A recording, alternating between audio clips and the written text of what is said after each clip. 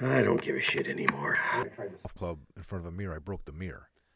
Why don't you move the mirror further away from the golf club? You can't do that. You can't swing a golf club in front of the mirror and practice your swing. What about I mean, that's the stupidest thing I've ever heard. What about reflective He just glass? asked me that. What about reflective 99% glass? How of could the you people- look at yourself while you're swinging? Well, you stop and you look at like certain points. In the mirror? That's what they're for.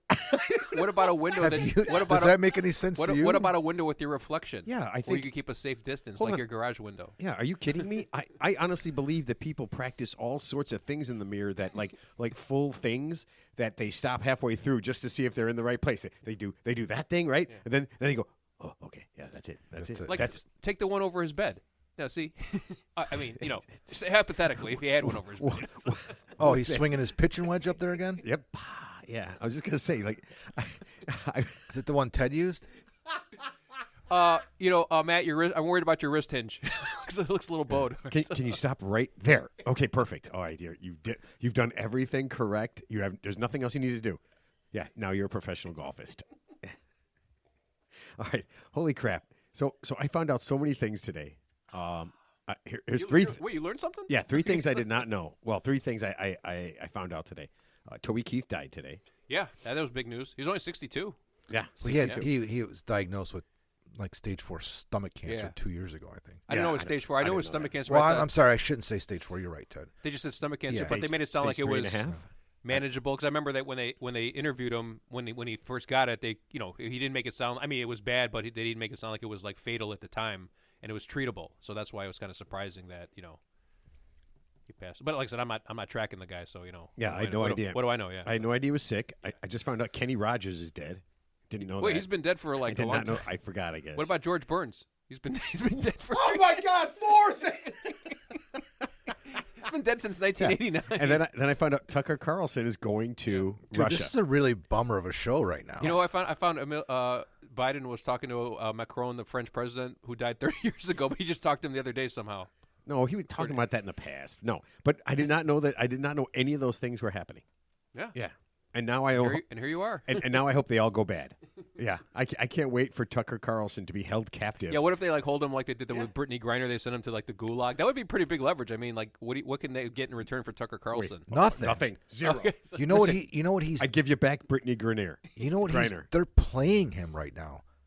Yeah, of course they are. I mean, it's unbelievable. And I don't know. He's carrying water for the Kremlin. Are you ready for my song? Could you imagine if they held Tucker Carlson, right? And then somebody said, "Oh, we want this," and it's like, no, thank you, no, he's yours. And then they try to give him back, and we don't let him back in. Well, it's not like he's a WNBA player, right? He doesn't play for the he has no WNBA. value. You're Yeah. correct. There's no value. He has less value. I want you to think about this. He has less value than a WNBA player. Well, they traded Brittany Griner for one of the biggest arms dealers in the world to get her back. So we were holding Victor. I think his name was Victor, whatever something. U.S. Victor Maitland. Oladipo, Victor Maitland. Is he from? He's that's the guy from the Eddie Murphy thing. Beverly Hills Cop. That's what we should have done. We should have given him the most notorious actor Criminal. bad guy. Yeah. Just in the movie, not in real life. Yeah. You've got the head. Who's Maxwell Smart? Who did he? Chaos was that? Yeah, Agent Chaos. Yeah, we give you the leader of Smart. Chaos, or we give him Dr. Evil. Mm-hmm. Yeah, it's like we won. Yeah, good job, Vladimir. Mini me. Oh my God. Yeah, I had no idea. Listen, this is. I'm just so lost. I thought I was up on stuff and I was paying attention, but I don't pay attention to anything. Yeah, I honestly don't. No. Yeah, it's so. I'm sorry, I wasn't listening. Okay, let me get to some quick updates because man, we got a lot of updates from people who are listening to last week's show. So here we go. Brian Bosworth, the Boz, and this is according to whoever it was. Wally from Arizona.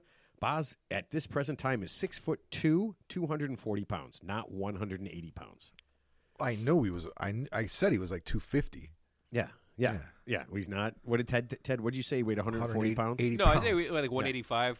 Like Mark McGuire, I thought after he stopped There's roiding. none of these guys weigh that. But I don't much. think Mark they McGuire weigh is that more. small. I mean, Mark McGuire. I mean, I weigh 190. Yeah. So yeah. I know. Ted was right.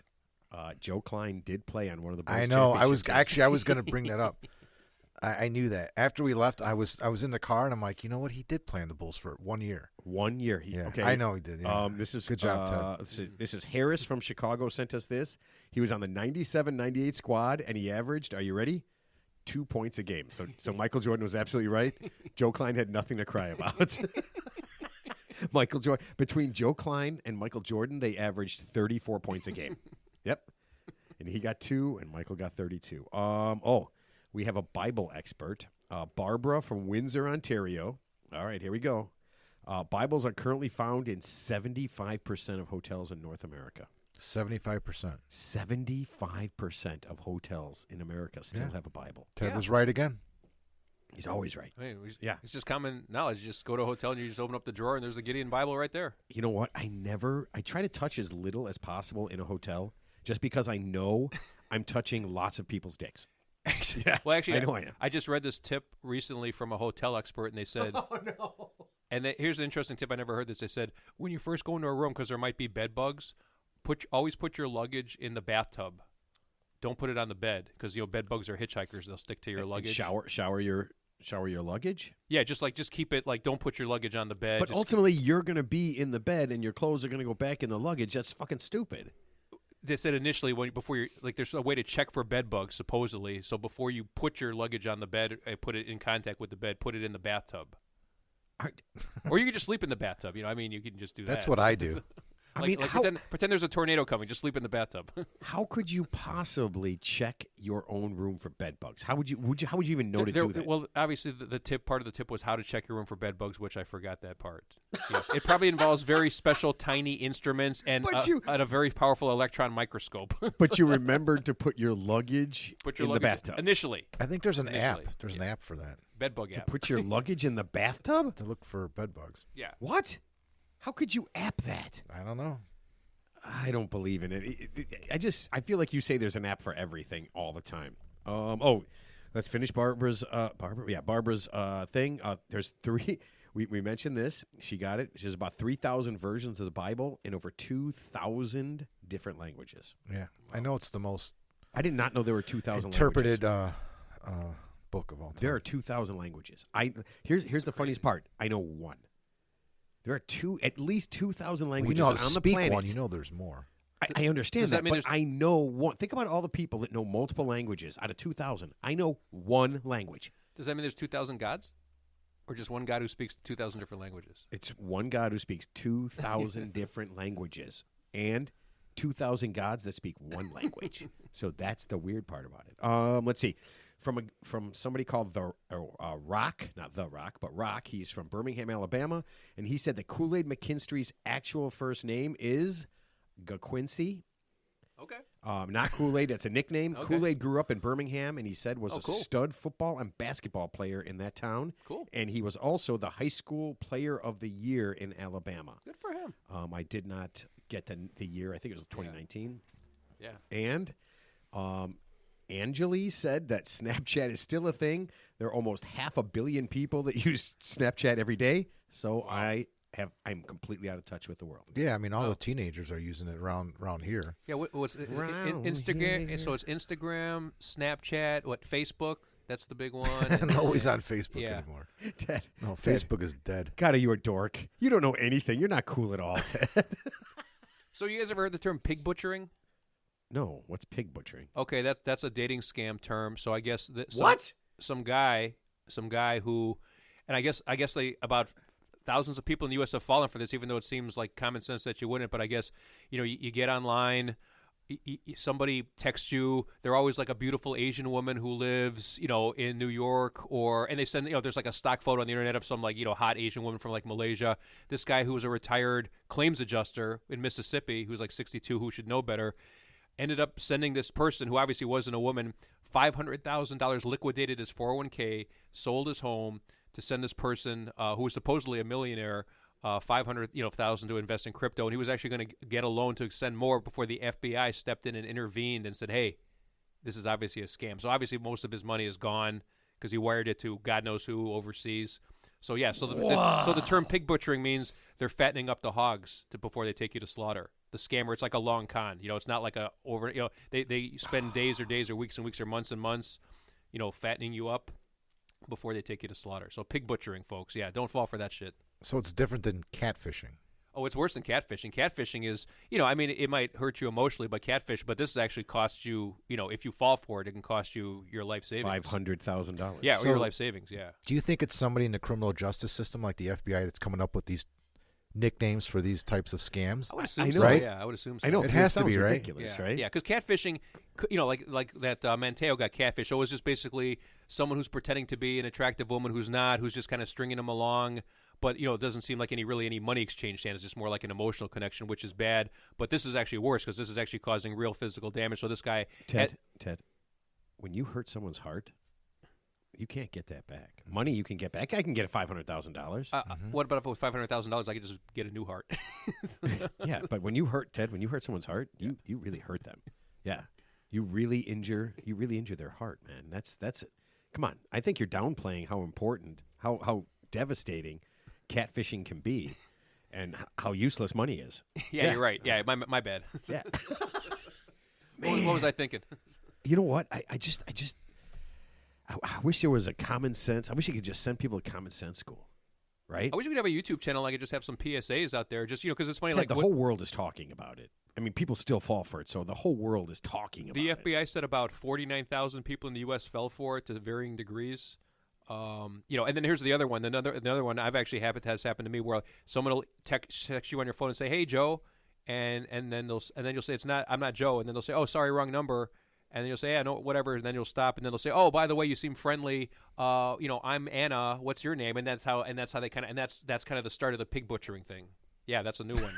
That's actually happened to me like twice already. So you're falling in love with a wrong number. Yeah. A random wrong number Yeah. that you never see. Yeah. That you never see in person. Never seen him. Obviously, it's an out-of-state area code that you've never seen. But it's under the guise of like I'm texting Ted? somebody else. Ted, how much money did she get? Okay. Well, yes. No, but when they say me, they say, "Hey, this is Anna." She goes, "Hey, is this Joe?" I said, "Yes." What have you been up to? I saw you the other day. Where you been? I don't understand. I don't. Where you guys been? I mean, I have fun here. I'll tell you guys right now. On our Instagram feed, I got a message from someone because I follow Reba McEntire on our Instagram. One of the many things we do, and I got a thing from Private Reebs, and it's allegedly a picture of Reba McEntire. Yeah. We know it's. I mean, it can't Because no one can Right. get a picture of Right. Reba McEntire Right. except her, right? Right. and then so she's texting me back and forth, right? And I show my wife. I was like, this is gonna be awesome. Yeah, because I'm gonna go ahead and just go along with this. I'm gonna pretend like I'm a super fan. So I'm at the point now where she doesn't have a concert coming up, but the person who texted me said they do, and I said I want front row seats. How do I get them? And I'm waiting for her to say, all I have to do is give her a credit card number or down payment. Just or sell, something. Actually, so the scammers go to move. Once they have you on the phone, they always want to transition to either Telegram, which I never heard of, or WhatsApp. So WhatsApp or Telegram is the scammers' number one medium. I'll look for that. I'll look for that. Telegram, I never heard of that one, but I guess Well, that's WhatsApp, an app that you is for can't- overseas. Yeah, you can't. It's Yeah, I don't know how. not traceable. That's like Right, all the 'cause shit. it's on what it. you used to, like- It's encrypted. Yeah, so Telegram, WhatsApp, when they want to get you on that's how they isolate you. Or for women, it's like when they meet a guy and the guy works on an oil rig. He's in an oil rig, so that's why he can't see you because he can't get to you because he's in the Gulf of Mexico. Wait a minute. He's a leather My neck. best friend from high school works on an oil rig. That's why he wasn't at the reunion. Yeah, well, that's legit. So the funny thing, they actually talked to a real oil rig worker, and they said, "I guess you're working so much because I guess the shift You on can't an oil text? rig." They said it's like you're working 12 on, and it's just the way it's set up. Like you don't have as much free time as you think. And then when a guy is like working oil rig or something, whatever he's doing, and he's on a dating app. Okay, so let's say there's a legit guy on an oil rig, and he's on a dating app looking for a romantic interest. Why does he need your help to send money to like do something work related? Teddy, I feel like Why don't you ask your fucking boss? I feel like this whole thing is just a PSA for you to make sure that oil workers never get laid. Yeah, and that you Well- can never find a random person. Oh, they're gonna online. get laid, just not by the people outside the oil rig. That's all. They go to town for that. Yeah.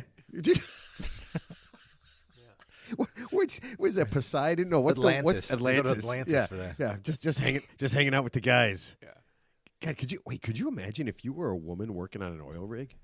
That would be kind of tough, yeah. So it's like some GI Jane shit going on there, I mean, you'd be the most popular human on the planet. or if you're a only female soldier on a submarine. That's Oh no! How's this? You're the only female worker on the oil rig, and you're a lesbian. Oh.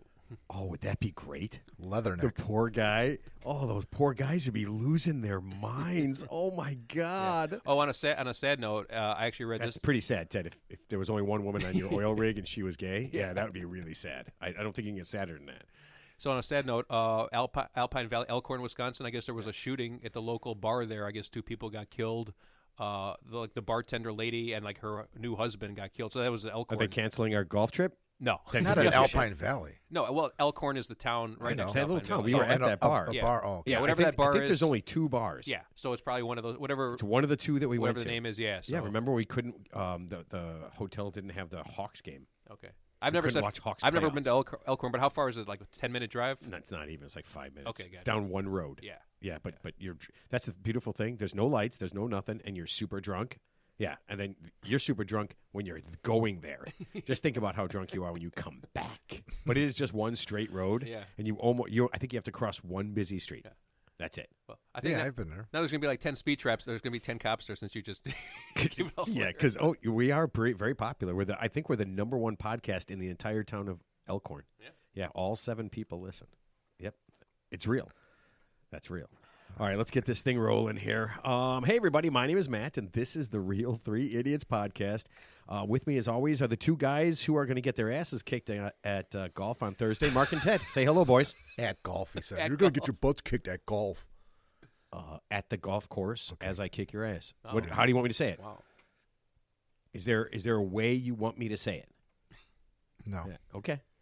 Just know that when we get back, let's see, we got a show on. Oh, we got a show on Valentine's Day. And what happens if that doesn't come to fruition? Then show's canceled. Here, yeah. If we don't do a show Wednesday night, next Wednesday, the 14th, Valentine's Day, then you know I lost. Yep. And he needs more mirror work with his clubs. Why are we doing a show on Valentine's Day? Because you got a game on the 13th. Maybe. I don't know. The schedule's not out yet. Wow, we do a lot of changes for your basketball isms. Are you playing basketball, by the way? Okay, so- Yeah. Oh, I thought No. you're part of the team. Look at it. He's not even talking. Don't even. You know what? Be nice to me, or we're going to start talking politics right Who, me? now, just so you know. Yeah. All right. We'll get to Ted's tip and our sponsor, but we're going to do the song first. Mark, are you ready? I am ready. All right. Do I'm, your thing. I'm looking at, I got 3 verses here. Oh, Jesus Christ. Whiskey bottles and drunkard Ted, podcast you in my way. There's too much blown smoke. This ain't no joke. Look what's going on beside you. Ooh, Ted's tips. Can't you hear Ted's tips? Ooh, Ted's tips.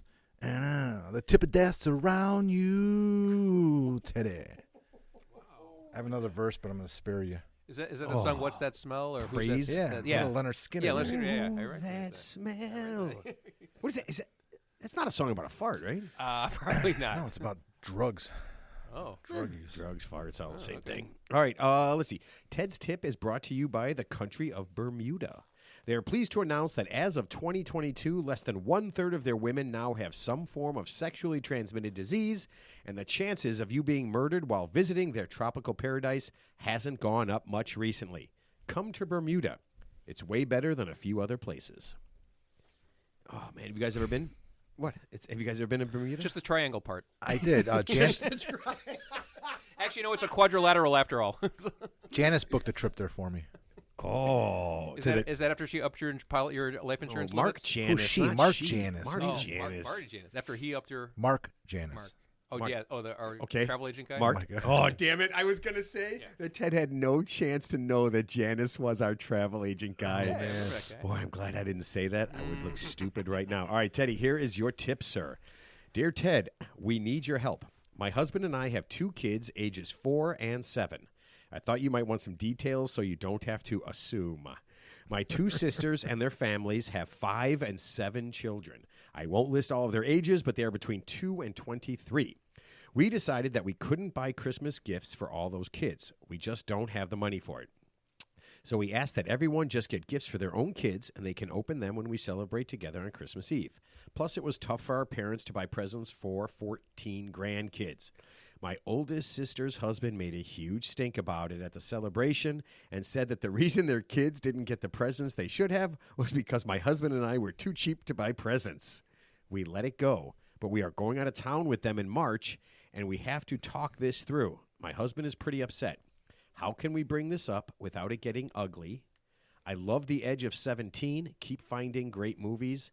Dialise, 35, Winston-Salem, North Carolina. Hey, shout out North Carolina. Yeah, here's the bottom line. Gifts are from the heart. It's not a one-up contest who gets the best gift. And you know what? This dickhole husband, who found it among himself to open his trap. Maybe he should just get a better job so he could buy his kids better shit throughout the year. So when the Christmas rolls around, he doesn't have to worry about someone who's not his immediate, who's not their parents buying them gifts. Because like I said, Christmas gifts are just more tokens of appreciation, thoughtfulness. We care about you. It's not, you're not there to subsidize somebody else's kids. So that's number one, and if he can't handle that, then, he's probably, like I said, he's probably the kind of guy that throws, trash out the window and leaves 1-star Yelp reviews when he gets his feelings hurt. So maybe he's just one of those guys. So you're not gonna appease him anyway. I love how you equate a guy complaining about Christmas gifts to leaving a 1-star review and throwing trash out the window, because those people are bottom. He's that guy. I want to talk to the manager looking for a freebie. Anyway, so here's what you're going to do. You're going to announce this in advance. You're going to say there's an official policy change when it comes to Christmas, so that way there's no surprises. Hold on. You sit all the kids down, right? And then you put a Grinch mask on, and then you tell them that they're not getting a bunch of presents at Christmas. Yeah. Ted, I love where you're going. Now, with here's this. what you do. You just say, you know what? Okay, there's 14 kids. Okay, or 12 kids that are not related to you. Okay, and the age range of those kids are 2 to 23. Obviously, a 23-year-old grown man doesn't need the same gift as a 5 or 6-year-old who probably appreciates Christmas more, unless they still believe in Santa Claus or something. And let's hope not. That's not the case. Could be a special young man. Yeah, very special. And this guy's an outlaw anyway. Yeah. So just say, okay. Outlaw? Yeah, he's not even related to them. Oh, I see. Not an in-law. Yeah, it's an outlaw. Yeah, okay. so just keep it simple. Okay, so for 12 kids, that's a lot of kids, even if you get a token gift. So I would just do this. Okay, so for the kids' ages, say 2 to 15, you're going to get them a certain tier gift, like maybe a higher tier gift because they appreciate it more. And then from the kids' ages 16 to 23, you're going to give them a lesser gift because they don't need it more. And like I said, if the husband who finds it among himself to complain about the gratuity of others, well, you know what, he should get a better job or additional income so he can give his own kids better shit throughout the year. So when Christmas time rolls around, he is not worried about what other people are doing for his kids. Wow. Tip over. No, well, that's not what she. Mic drop. No, she was saying it already happened, Ted. Yeah, she wants to know how they could bring this up, right, and discuss it without it getting ugly. They're going out of town together for like a week. Yeah, they have to spend time together. Yeah, I would just I wouldn't bring it up out of town because it could get uncomfortable. It could get uncomfortable. But that's the whole point. They're going to be uncomfortable. But you don't have to discuss it out of town. There's no rule that says you have to discuss it right then and there. You can wait until you're back in town. Teddy, no, they just said we let it go, or we're going out of town. Her husband is upset that this happened, that guy said it, and they want to deal with it so it doesn't come up later. Okay, I'm assuming the husband's a grown man with 2 kids and a responsible job. Talk the guy down off whatever emotional edge he's on. Just say, bite your tongue for the 2-3 days we're on, whatever resort we're staying on, have a couple of extra drinks. When we get back, we'll send them an email, and, just say, hey, there's a new policy for Christmas, based on the age range of the kids, and this is the way it's going to be. Yeah, and then you can do it in person, too. You could email it to them, so that way. You hate children, don't you? No, it's good for the kids, So here's the question: how can we bring this up without it getting ugly? And your answer is don't. It might get ugly. Don't bring it up. Don't bring it up. Is what you're saying. Ignore it. No, I didn't say. I know you're going to bring it up, but you're going to go into detail about why you're doing what you're doing. So you're going to give a very detailed response and rationale about why you're changing the policy. So the policy is, if you're on a fixed income, it's tough to buy a gift for 12 people, and like I said, gifts are meant to just be gratuities of, good faith. They're not meant. It's not a one-up contest. It's not buying someone a fucking PlayStation. Some others. Okay, so PlayStation what if what I think, and I don't, Delise, I think you could have solved this problem very simply by buying. You got 2 kids, right? So there's 12 other kids. If you would have just simply bought 12 decks of cards in different colors and given them to the kids, right? And that way, if they mixed it up, they'd be able to change cards and get it back, Some and everybody would have got it. Everybody got a gift. Some Pokemon. Yeah, I mean, you're obviously either you're going to get equal gift for all the kids, but that doesn't make sense because you're not going to get a 23-year-old grown man the same gift as you would a 5-year-old. So I'm just saying, like kids, there's that age range where I don't know what the age is, but let's just say it's like 5 to or 6 to 12, where they're more appreciative of Christmas and they're looking more forward to it. So maybe you get them a little bit higher or just a better gift. Doesn't have to be expensive. And then for the older kids who should know better, they don't need a fancy gift. That's what they have parents for. So every day should be. When Christmas, I was a teenager, my grandmother used to buy me toys, like little kids' toys. She very, very well meaning, Yeah. but just kind of lost the fact that because I was the oldest grandchild and all the other ones were younger and they got stuff. Yeah, she'd buy me toys. So were they regifted? we didn't regift. I didn't give presents out. I was 14, but yeah, I would get toys. And you know what? And the worst part about it was I was not the nicest child. So at some point, like after a few years, I think I said something. I'm a bad person. Yeah, I think I was just like why am I getting Legos? And then I think Grandma said something about me being simple or something. I don't remember what she said. But yeah, simple. I was just Jack, like, Jack. I was just like, man, this is really disappointing. Yeah. Well, this Legos, is really depressing. It teaches fine motor skills and problem solving skills. You got to connect them and build something with He them. didn't get Legos. He got the other just ones. doing What you are a the other favor. ones called? Oh, I got Bildos or something. The knockoffs. Yeah, they never went together right. They never held together right. Everything was just always weird about it, right? And they just didn't fit properly. Yeah. Well, all your friends made fun of you. Here's the main thing: who would disparage somebody for going out of their way to buy someone a gift? That's my question. So I mean, you really have to be an ungrateful piece of except you, of course. I mean, because in my defense, your circumstances were special. In my defense, I started drinking very early at a very early age, so I was probably blowed. Yeah, you were entitled to it, but the other people. Is that how that works? Yeah. All right. You know what?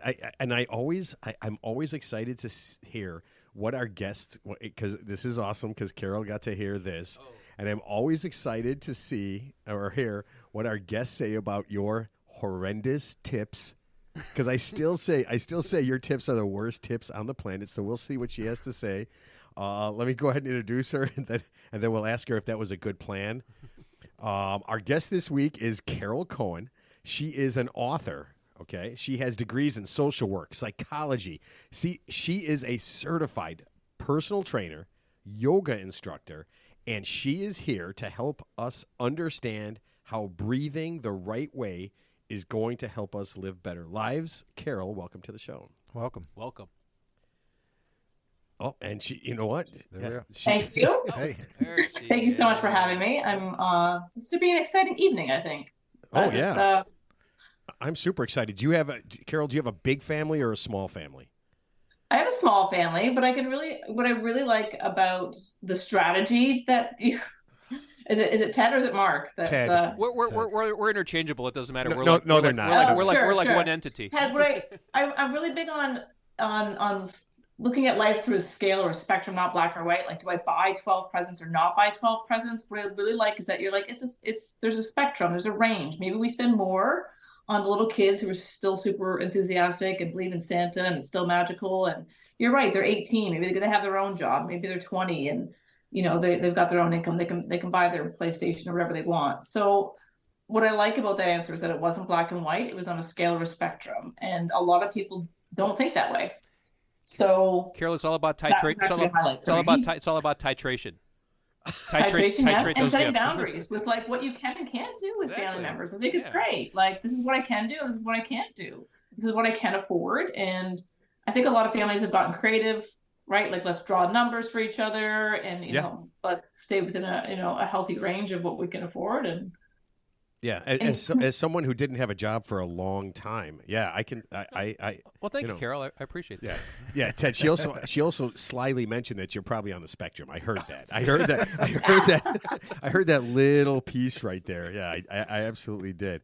All right, Carol, I'm not going to put any pressure on you because we did offer some guarantees online involving Ted giving large amounts of money to people that aren't satisfied.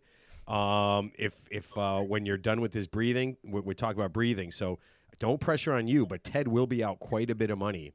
So How much are we talking? probably hundreds of thousands. Yeah.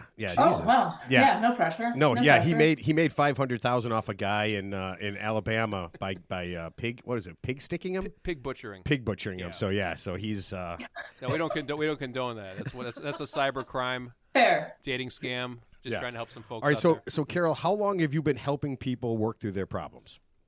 I have been a registered social worker for 20 years now, almost going on 21. So I do trauma processing work. I work with people who have anxiety, depression, post-traumatic stress disorder.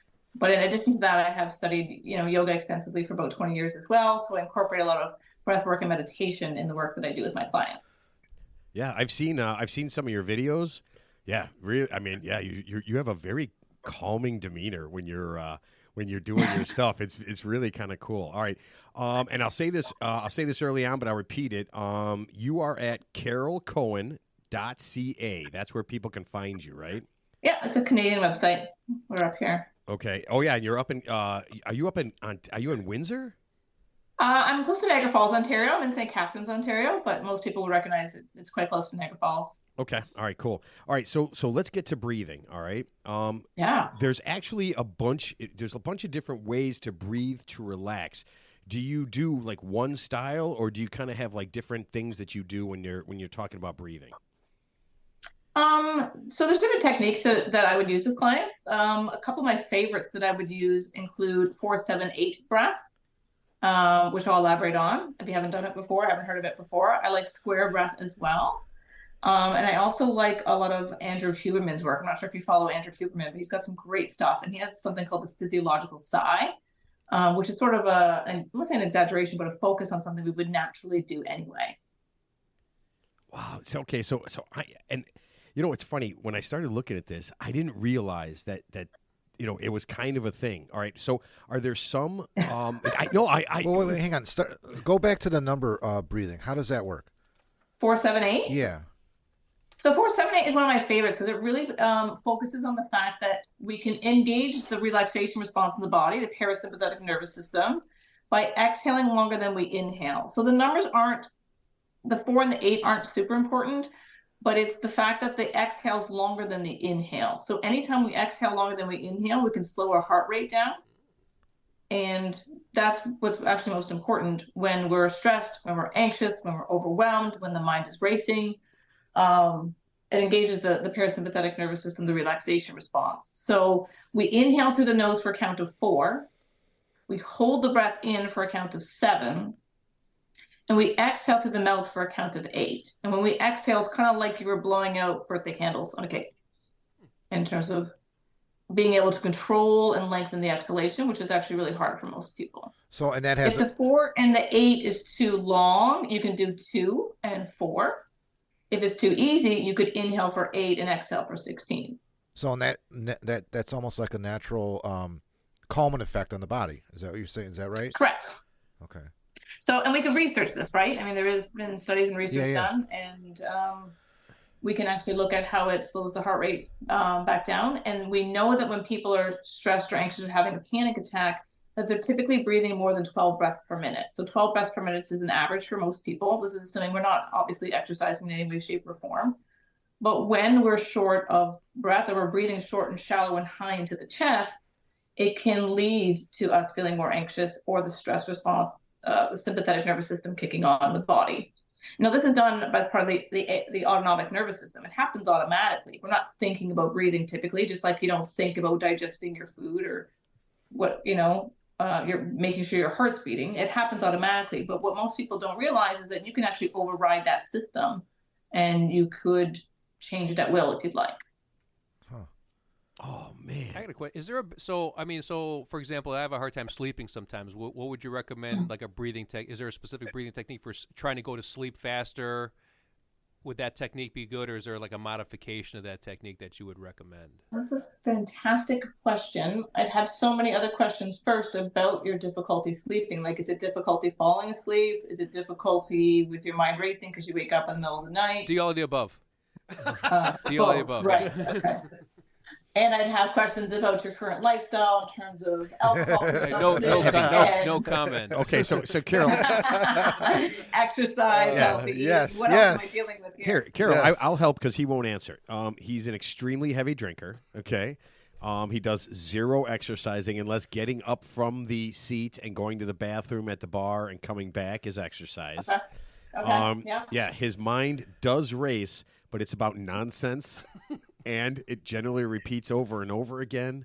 It's like a NASCAR. It just goes on an oval. Yeah. In one direction. His brain is a NASCAR. Well, actually, I'm always exercising. He's always sitting down. I'm always exercising because I have to play mental gymnastics to handle your various, musings that are not nonsensical. So I'm always exercising. Yeah, but in general, so that was one of the things I actually one of the things I talked to you about when we talked on the phone. But yeah, in general, if he's having trouble sleeping, or anybody is, yeah, what could you do? Because I got to be honest, I do wake up in the middle of the night sometimes, and it's hard to get back to sleep.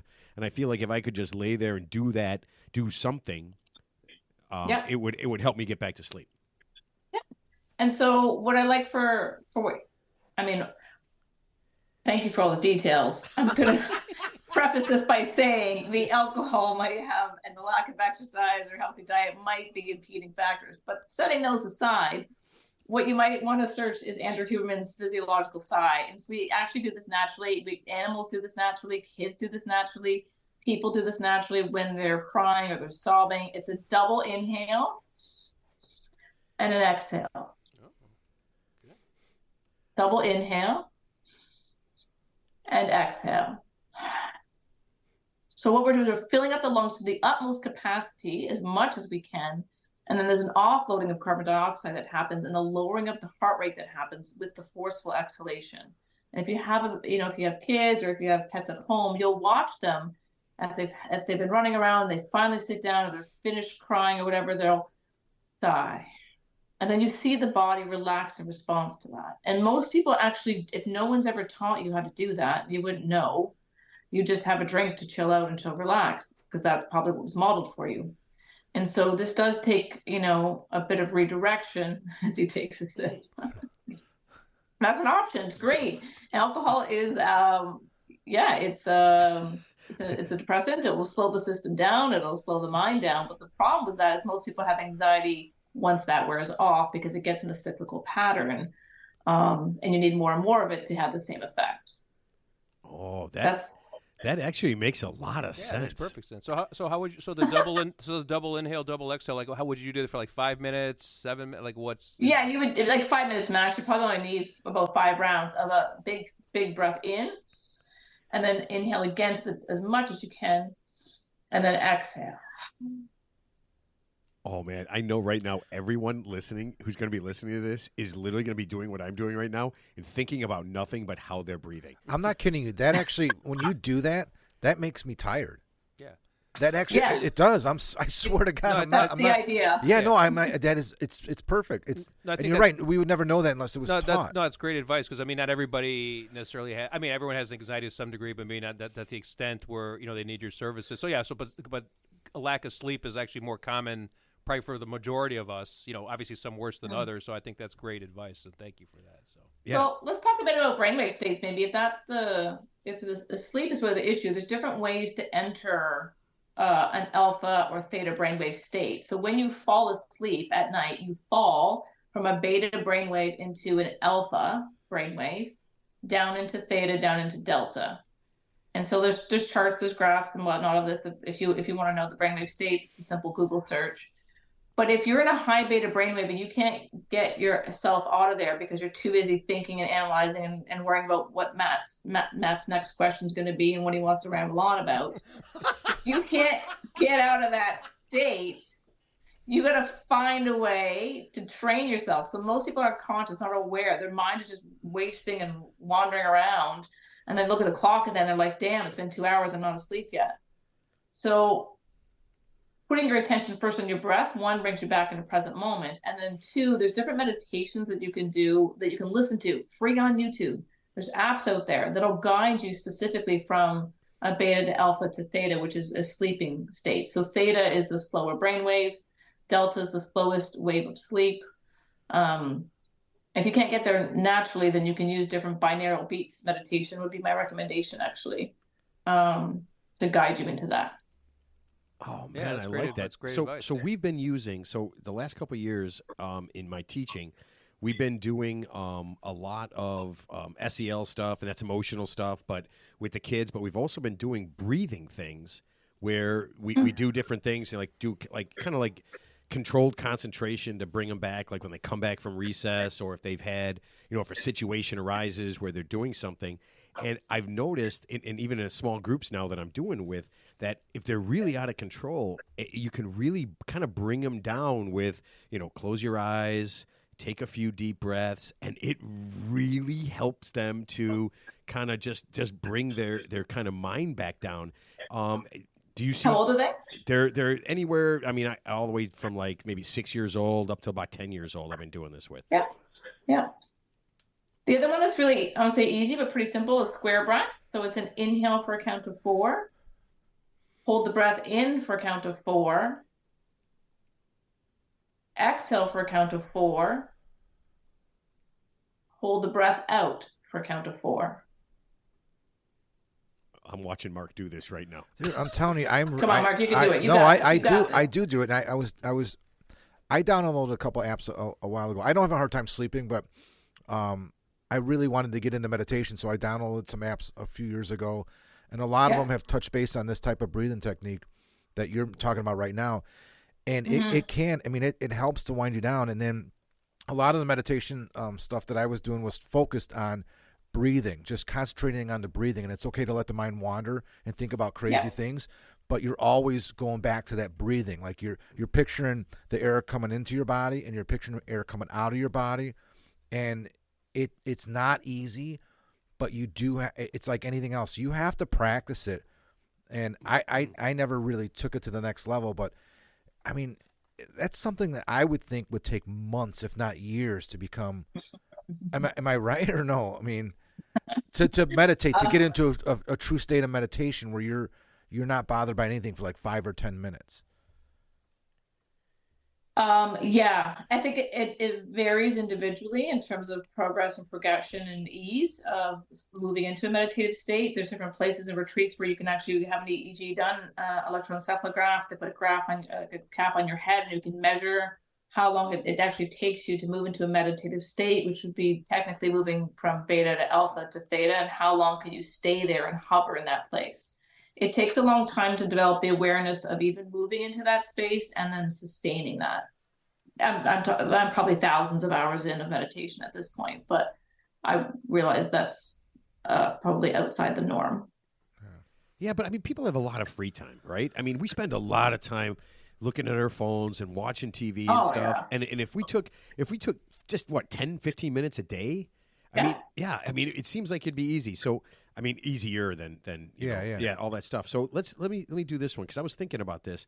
I know I see a lot of people when I'm driving to work, and they seem very, they're driving crazy.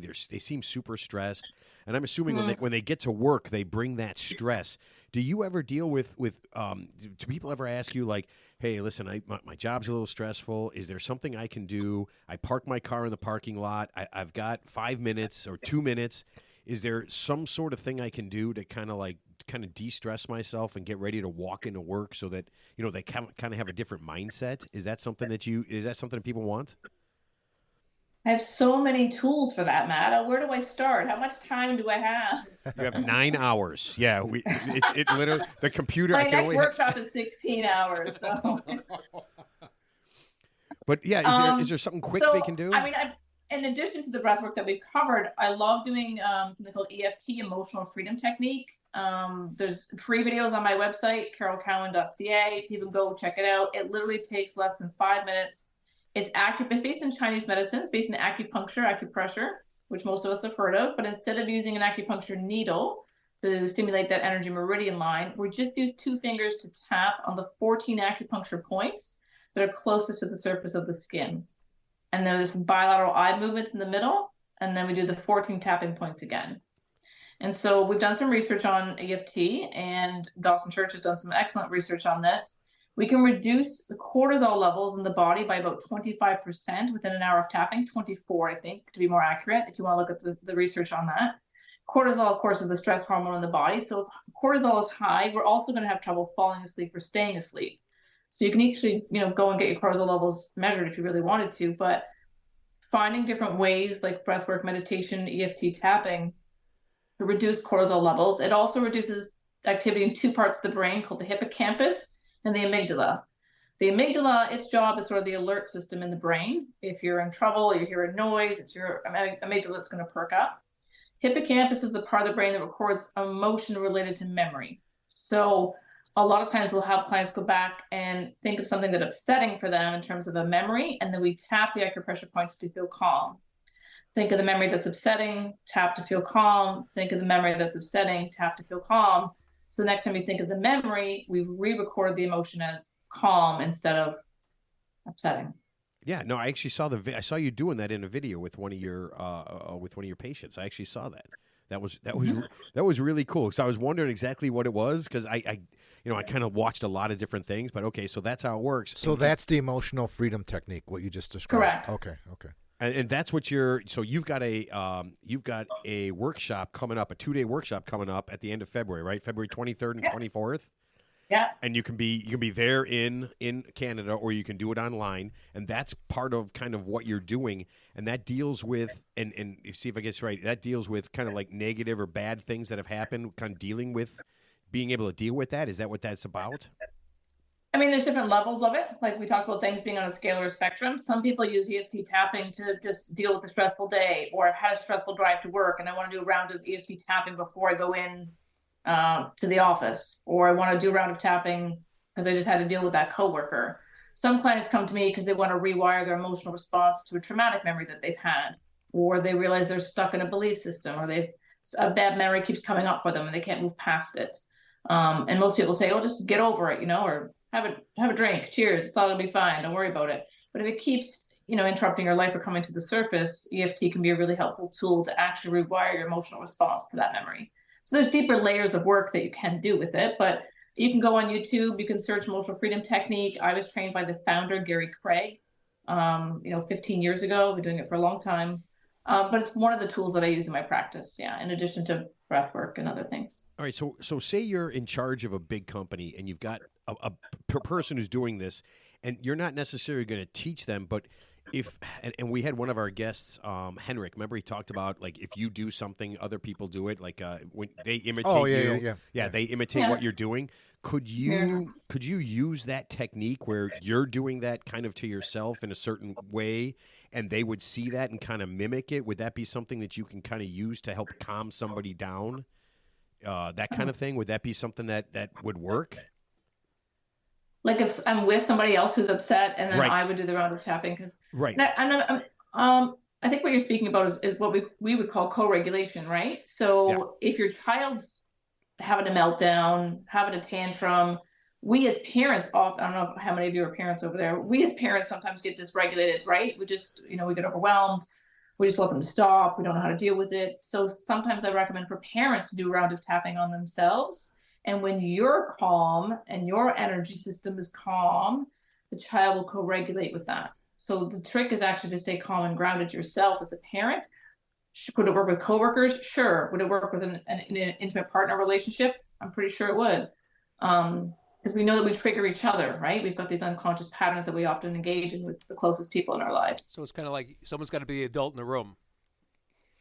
Yeah. Someone's got to have prefrontal cortex online and not be in the limbic system, which is the emotional region of the brain. And I was gonna say, it's funny we didn't bring up the obvious. Like for sports, sometimes like we golf, and golf's one of those games where there's anxiety because people are watching you, or you're playing, say, softball, and you're up there by yourself, and there's people watching you and depending on you. And those are obviously it's internal pressure you're putting on yourself. Obviously, it's all silly stuff, but the point is those breathing techniques would seem to translate to those activities as well, because you want to try to get yourself in that relaxed state as quickly as possible, which is hard to do sometimes. Like for example, if you're playing, I'm sure a lot of guys I talk to, if you ask them when's the best golf you played, how relaxed are, obviously they're not tense at all. They're completely relaxed in the flow, and when they're playing poorly, they're herky jerky.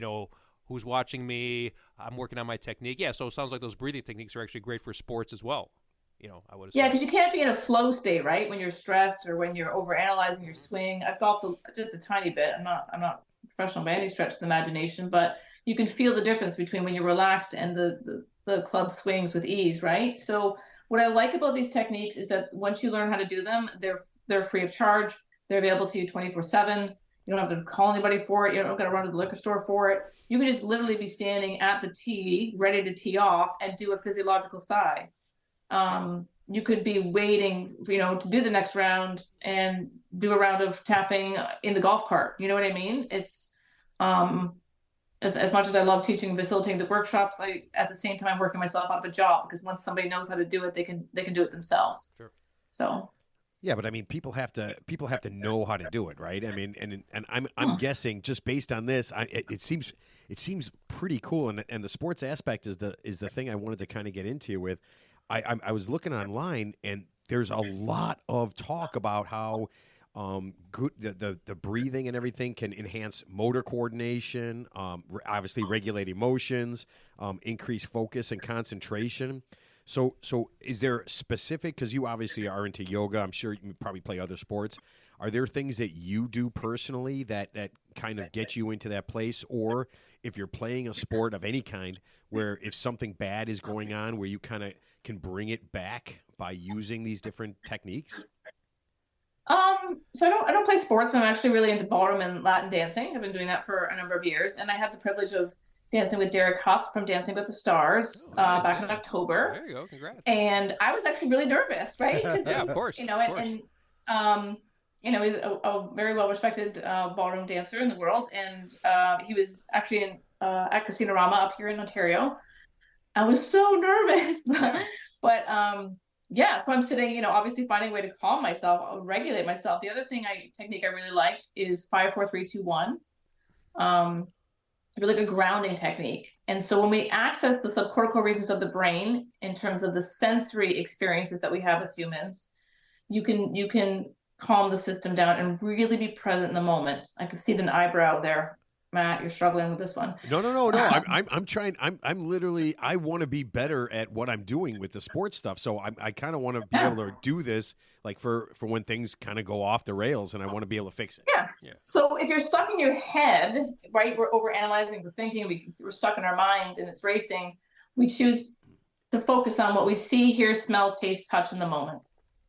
What are 5 things that I see right now? Like, am I really in this room, or if I'm too in my head, what's happening in this room? What do I see? My black water bottle, my pen, the yellow sticky note, the scissors, and my lamp. What are 4 things that you feel in your physical body in this moment? You feel your feet on the floor, your back against the chair. Where is the chair touching the back of your leg, and where is it not touching? Where is the cuff of your t-shirt touching your arm and not touching your arm? And if you're wearing headphones, can you just focus on that sensation for a moment? Oh man, 3 things. I am freaking out right now. Yeah. Why? 3 things that you hear. I can hear the clock ticking in my office. Hear my voice. Is there any noises around you? Ted's heavy breathing. No, I'm listening to this. Yeah, Can you hear your heart beating? Can you feel your heart beating? A little bit, yeah. And then with this exercise, we would do 2 things that you can smell. So you have a lavender essential oil, or a piece of chocolate, or a cup of coffee. And we just savor that for about 10 or 15 seconds. Oh. And then we take all of those in all at once. What you see, hear, smell, taste, touch, all in the moment. And then we notice we're not in our head, we're back in our physical body, which is giving us all this feedback from our environment. And then when I go to dance with Derek Hoff, because I've done this sitting in my seat right before I get up to dance with him, I can feel the lead with his right hand and with his left hand and where I'm supposed to go, because I'm back in my body. I'm not up in my head over analyzing. Yeah. Oh man, do you help sports people? I mean, have you dealt with people, I mean, not at different athletes specifically? It's not a specific niche that I've worked with. I actually used to be a personal trainer though, so I have done a little bit of work with some athletes here in Niagara region. Yeah, because I in feel terms like of the mental game, right? yeah, because I feel like even not just golfing, but like when I'm working out, because that's one of the things that kind of de-stresses me. That sometimes I can't separate.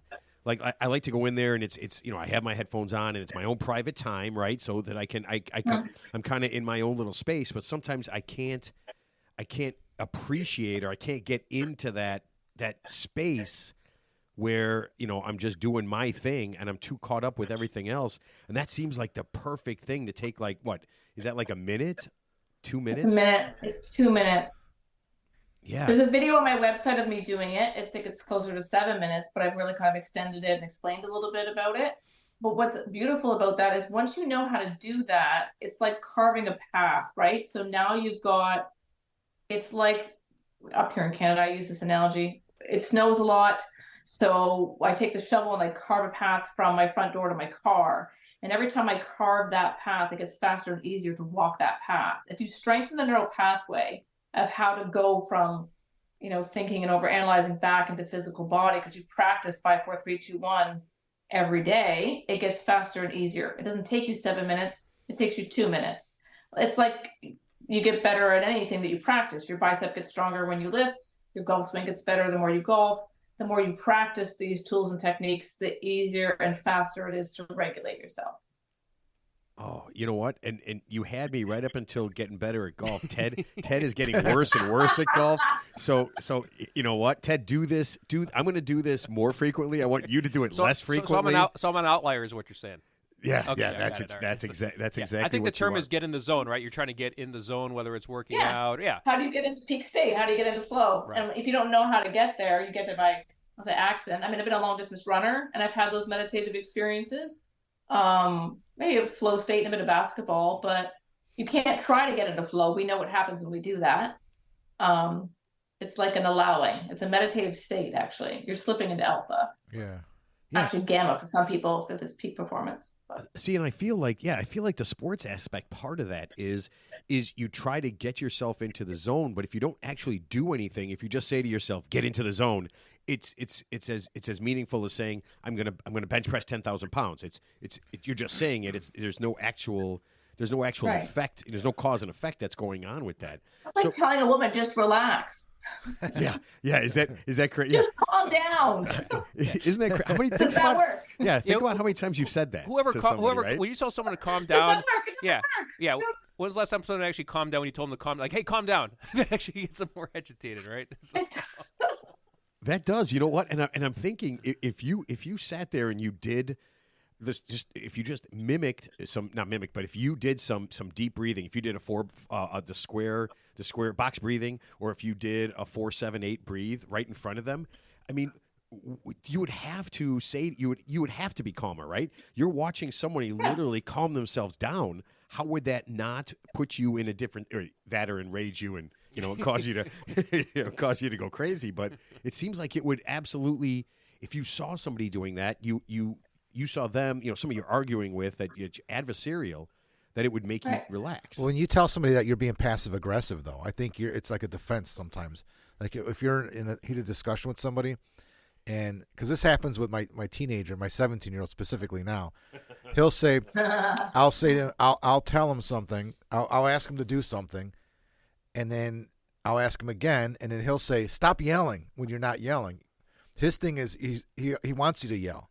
Like he's. Oh, interesting. Yeah. So he's waiting for you to get escalated. Right, and sometimes it could be my tone, even though I'm not raising my voice. But he'll say, "Stop yelling at me," or "Stop yelling," and I'm like, "I'm not yelling."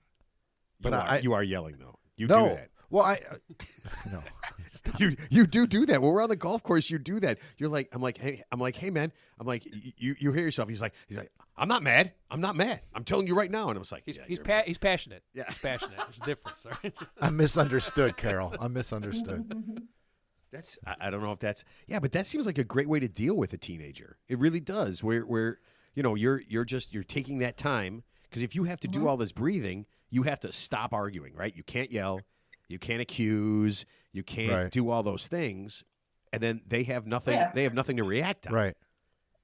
Yeah. You just manage your reaction internally, right? And so we're taking responsibility for whatever comes up within us when our teenager or whoever says X, Y, or Z. I don't have any control over that. What I can manage is my reaction to that. And I think he's smart enough to know that when he accuses me of something I'm not doing, it's going to get me aggravated. So like the past year, That's the button. yeah, it's not working anymore because I just continue on talking when he'll say, stop doing this or why are you doing that? And it's like, okay. And I just shut my mouth, and honestly, you start to get results. Well, plus you're not giving someone a platform. So if someone's agitated and you're not agitated back and you speak to them calmly, like I said, it kind of has that effect where even if they're still agitated, eventually they're going to kind of run out of steam, I guess, depending on their anger level, but you're not giving them the oxygen to continue their diatribe, so to speak. When I'm working with somebody so there's 3 regions of the brain, and when I'm working with someone who's in limbic system or emotional reaction, and like they're overreacting, right? They're angry, they're upset. The quickest way to get their prefrontal cortex back online so that you can have a calm conversation with them is actually to emotionally validate and hear what they're experiencing. So I'm noticing this is really upsetting for you. It sounds like what I said was hurtful to you. We're going to validate where they are. I'm not saying you necessarily agree with it. We're just going to say, I'm noticing that you're feeling upset, angry. And once I don't actually try to change how someone's feeling until I've got prefrontal cortex back online and I see the natural physiological side happen, where I see the shift in their body language. And the quickest way, whoever it is to be non-reactive yourself and just validate where they're at. Oh man, that's almost impossible with a teenager. That is so difficult. Oh man, to do that with a teenager? Yeah, it's just to relax and get and to agree with them, because as soon as you agree with them, the first thing they say is, "I knew I was right." No, she's saying acknowledge. You're not necessarily agreeing with them. Right, you're saying, "I'm noticing that you're feeling upset that your friends did that. What Right. was that like for you? Tell me more." Like you just need to hold space for somebody so that they can tell you their expression. And if somebody complains to you and, "Oh my God, this happened at school today," and you dismiss them and say, "It's fine, don't worry about it," they don't feel heard, they don't feel seen, and they're going to try again. They're going to try to get their point across, and they're going to be pissed off because you're not hearing them. Yeah. And so, wow, all you have to say is, "Tell me more. Wow, what was that like for you?" And when they're done, you'll know they're done because they'll calm down. We don't say calm down. No, yeah, that's definitely a trigger word. That's super passive aggressive. We just listen and Super validate. passive. Yeah. Or don't say like what I want to say all the time, and I bite my tongue, especially recently because he's a senior in high school now. So and he's done very well in school, and now he's at the point where he thinks he's done with school, but they still have 3 months left or 4 months left. So he's real nonchalant about getting out of bed and getting to school on time, and he has to be to school on time because he's an athlete, and there's repercussions if they're tardy several times in a week. Okay. So he's come close a couple of times, and it's a matter of, and I'm not kidding you, it's a matter of like 30 seconds. Like when he's tardy, he's tardy by 30 seconds. And so I told him, I said, "Listen," I go, "here's what you need to do. You just need to get up 5 minutes earlier and just start 5 minutes earlier. And if it's only 3 minutes, then you're going to be that much earlier for school. But you're walking in like you got 30 seconds, man." And then so the third time he did it, and he was tardy one time, and I said to him, and this is really passive aggressive, but I said, "You need to get out of bed now because I know what you're doing. You're doing the same thing over and over, expecting a different result." Mm-hmm. And he goes, "I'm not insane, Dad." Because we always talk about that. He says, "I'm not insane, Dad." And I said, "Are you sure? Because that's what you're doing right now." And then we kind of laughed it off, and it's better than getting angry because I'm worried because he's going to have to deal with the repercussions, and I feel like he thinks he can get he can get away with it. The world will teach him otherwise. Yeah, but so far I don't know, because he's an athlete at school, and I don't know. I think he gets away with more than some kids do. Hey, if it's working, I typically err on the side of a positive reinforcement. What's the upside? Is there some sort of excellent reward he can have if he can get out of bed and be 5 minutes early every day for a week? What can the reward be? Give him something to work towards. Yeah.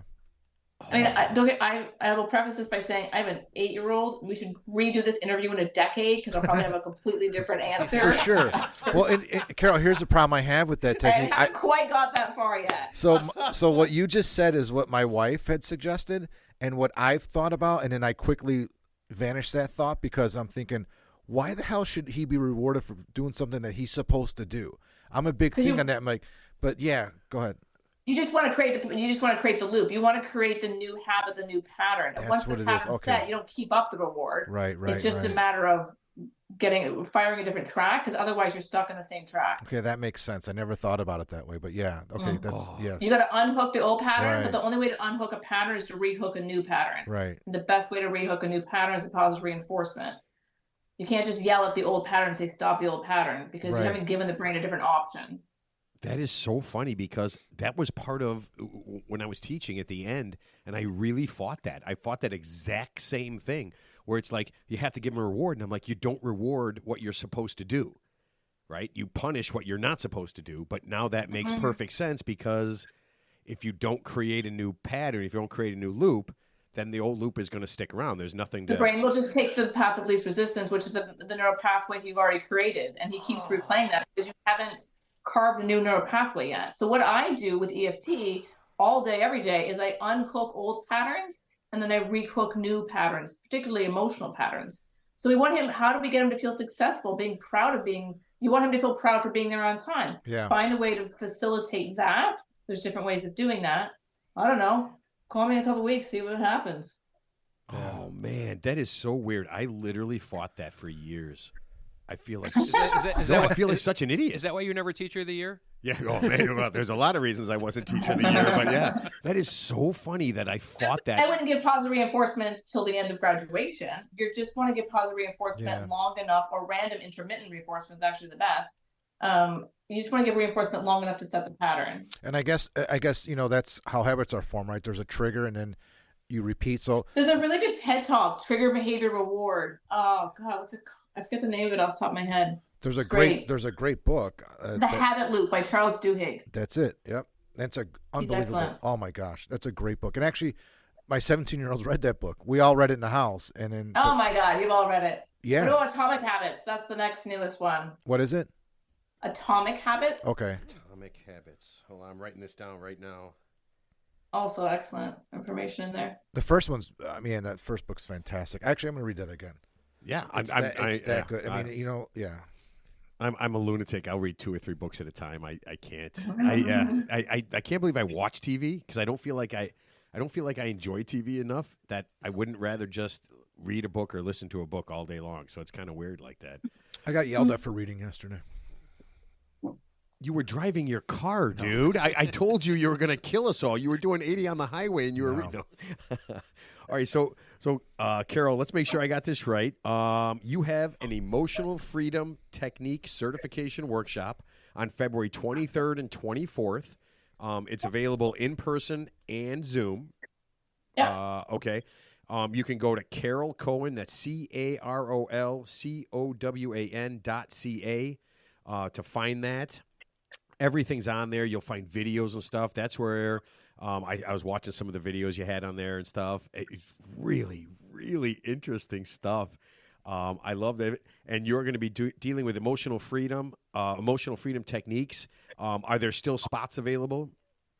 Yeah, so we still have spots. It's because it's online. I've got it's easy to accommodate people, and I'm also going to be teaching at the Toronto Yoga Conference at MTCC downtown. March 23rd, it's the Friday. So, and it'll be a 1-day EFT workshop for that. Okay. And all that is on your website. So anybody who goes to carolcowan.ca is going to find it. Yep. That is awesome. All right, Carol, thank you so much for being on. Thank you. Yeah. I'm going to try some new stuff and open my mind to things that I can't believe, honestly, I cannot believe how long I fought that.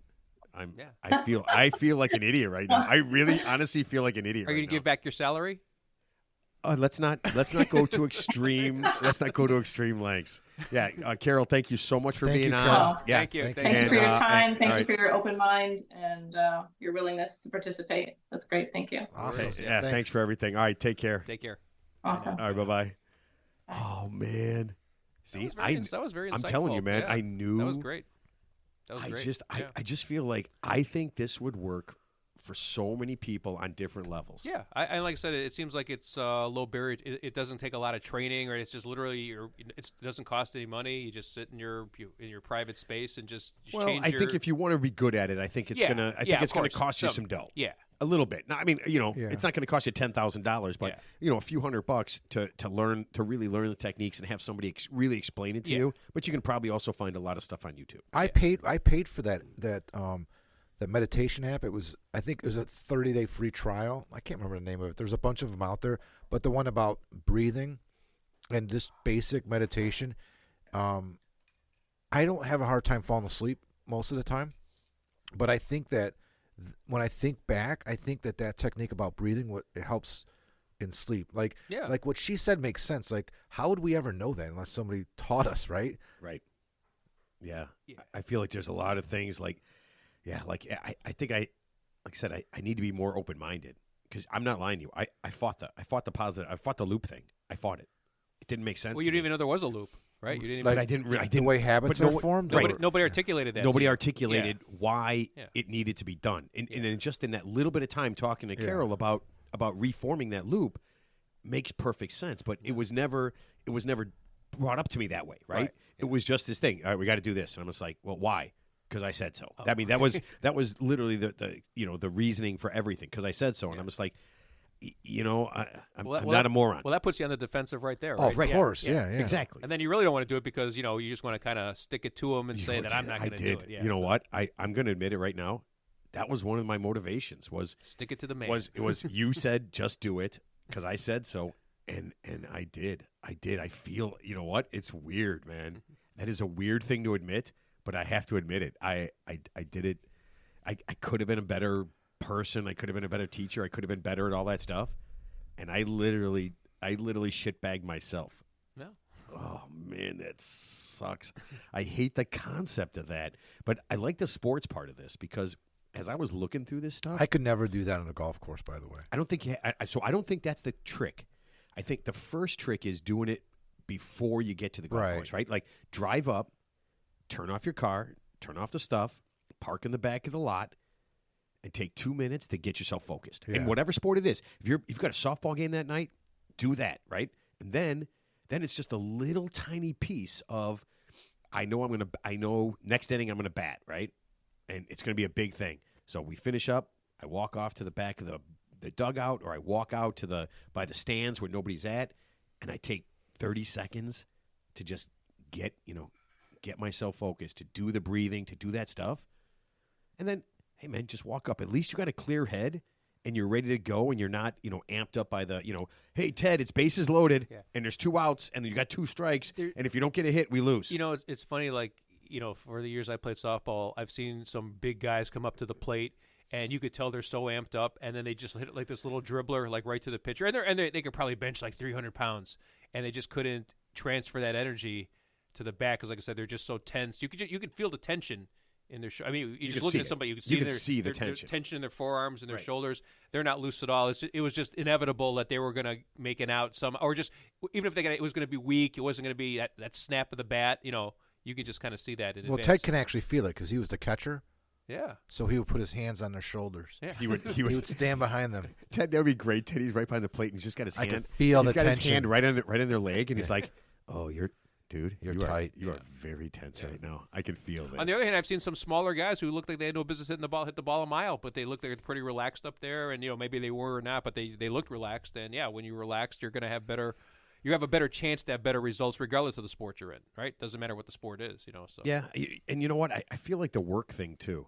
Like if everybody took a couple minutes, just 2 minutes, park your car, and give yourself 2 minutes before you walk in wherever you're at, because I don't care what your job is and whatever you say. Yeah, it doesn't matter. There's going to be some kind of stress, right? There's something, right? I mean, I have really mean preteens who just can really dig. They really. Yeah. And they know how to push your. They can see your weakness. They know how to push. Oh yeah, they're like the Velociraptor.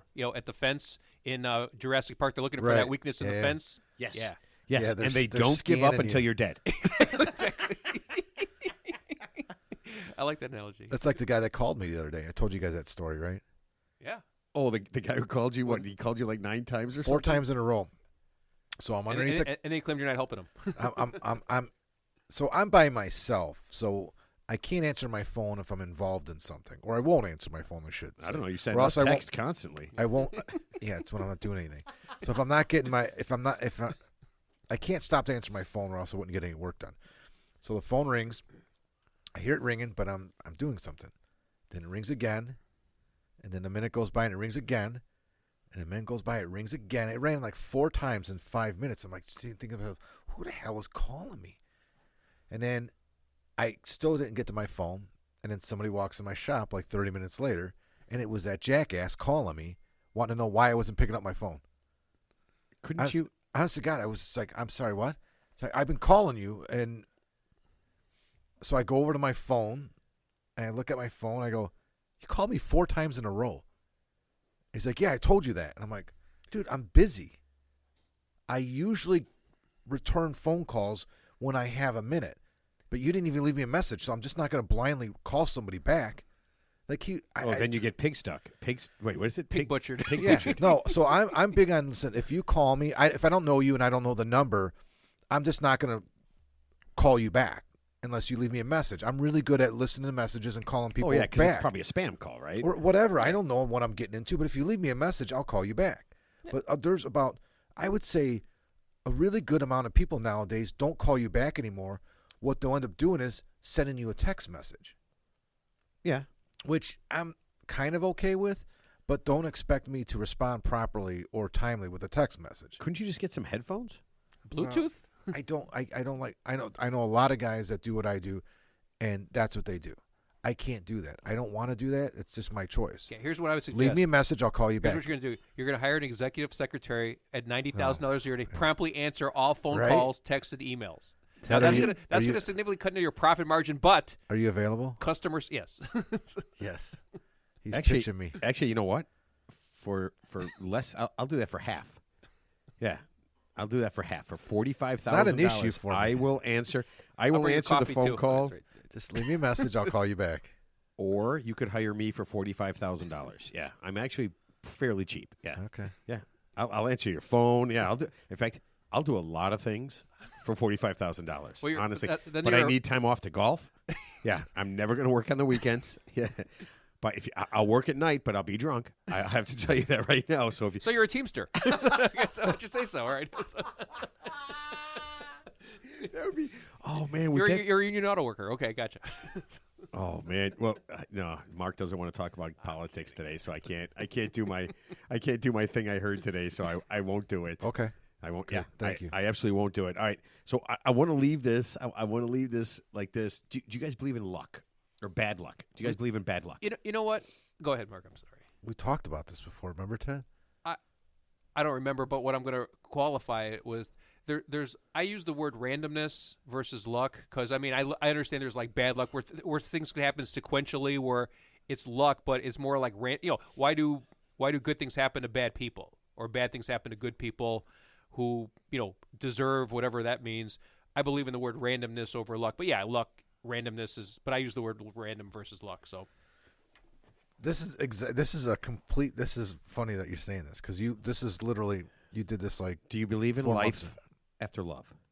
Do you believe? What about love after? No, but I love Cher. I love Cher. Oh, so do I. Oh, by the way, awesome. I just read a story the other day. She said she doesn't know how to order a pizza. Like she was out with another celebrity, and the other celebrity said, "I'm hungry. Let's order a pizza." She goes, She goes, I don't order a pizza. I'm Cher. she said that. She goes, I don't order pizza. I'm Cher. She makes pizza. She didn't know how to order a pizza. Hold on a second. Hold on. Wouldn't Cher be able to just pull a $100 bill out of her pocket and hand it to somebody and say, "Order me a pizza," and they would easily. Well, that's probably why she doesn't know how to do it. Like that. Maybe her personal assistant was had the night off. So she was helpless. Yeah. No, I could believe that Cher in her lifetime.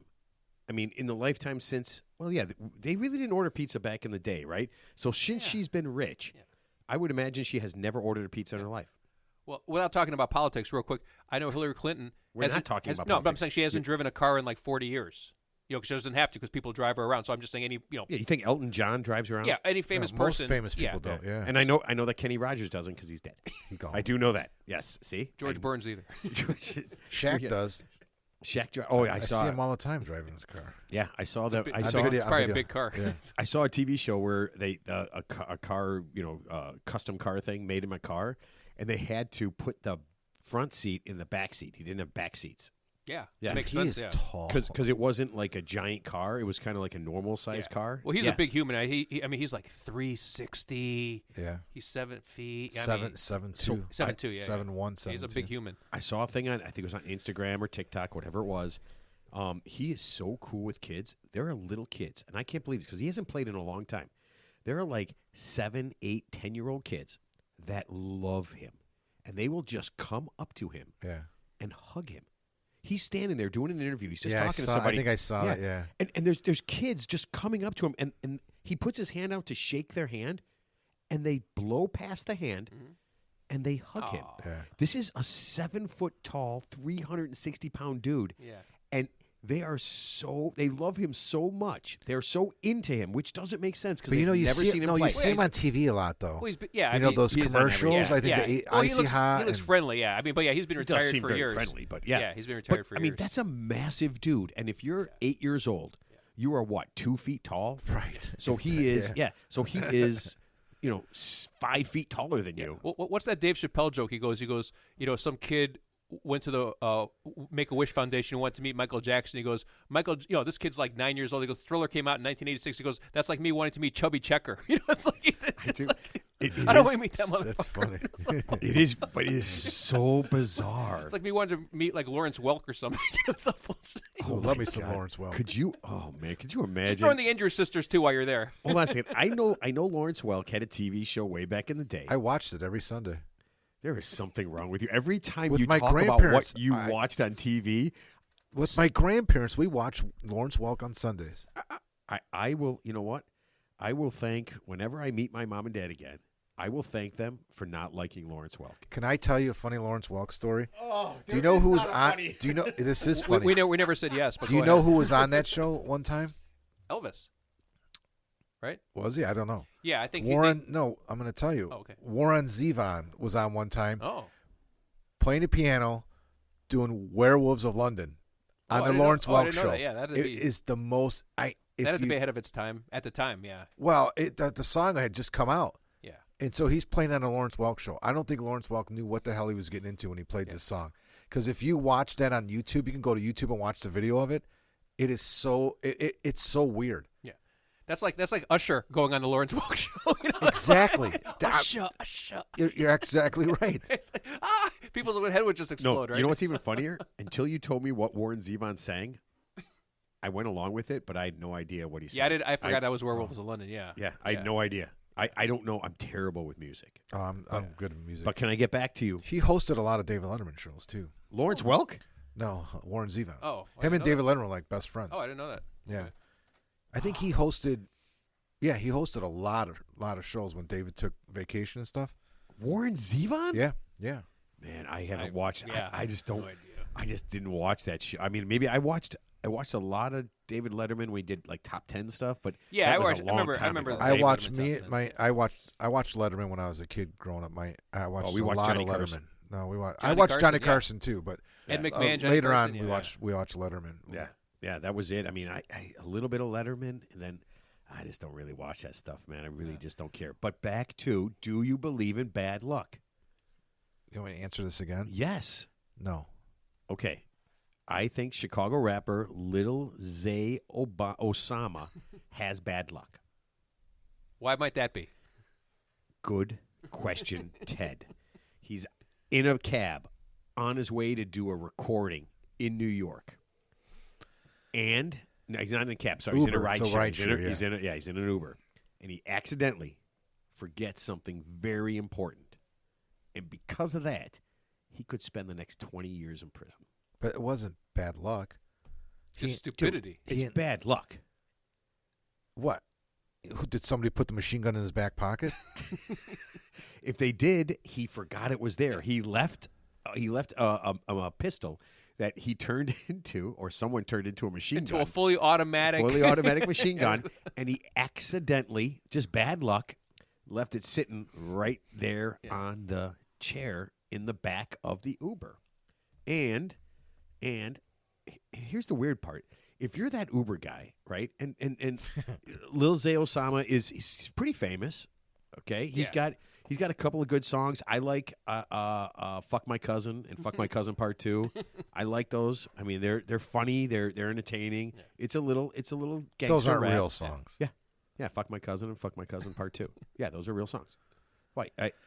That is hilarious. I don't know that this he guy. would do Part 2. Yeah, is he from Chicago? You said he's from Chicago. Yeah, so Part 2 is really really just an extension of Part 1. I mean, they're very similar songs. I got to be honest. So, the rideshare driver obviously could have just like somehow returned it to him without turning him in. Probably for money, right? Probably for a couple of bucks. Yeah, exactly. Right? You just turn back around, right? And you put it in a bag. Yeah, because he knows where he dropped him off. Right. Obviously, he didn't know who he was. The Uber driver.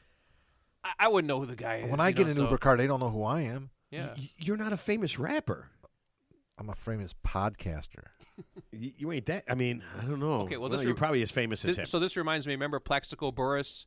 He's got the gun in his. He's wearing sweatpants with a gun in the waistband of sweatpants, and so he goes to a nightclub, and the gun falls into his pants, and it goes off, and he shoots himself in the leg. You know that a gun can't just go off. You know that, right? You know he shot himself. Yeah, you know he was reaching for that gun to show somebody. It depends on himself. the gun could be rigged to. But that was a hair trigger, or it could be unlocked. It could go, I don't know. Yeah.